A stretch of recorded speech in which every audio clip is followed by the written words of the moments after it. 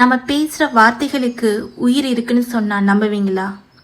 ஆமாங்க, கண்டிப்பா வார்த்தைகளுக்கு உயிர் இருக்கு. இதை விளக்க ஒரு அழகான பண்டைய பாரசீக கதையை பார்க்கலாமா? ஒரு ஊர்ல ஒரு பெரிய அறிஞர் இருந்திருக்காரு. அவர் எல்லார்கிட்டையும் சொல்ற ஒரு விஷயம், நம்ம பேசுற வார்த்தைகளுக்கு சொற்களுக்கு சக்தி இருக்கு அப்படின்னு. ஸோ அதுக்கான கதைகளை அவர் பலரிடமும் சொல்லிட்டு இருந்திருக்காரு. அப்போ இதை கேள்விப்பட்ட ஒருவர் அவரிடம் வந்து, ஐயா, நீங்கள் சொல்வது எனக்கு புரியவில்லை. வெறும் வார்த்தைகளுக்கு எப்படி உயிர் இருக்க முடியும்?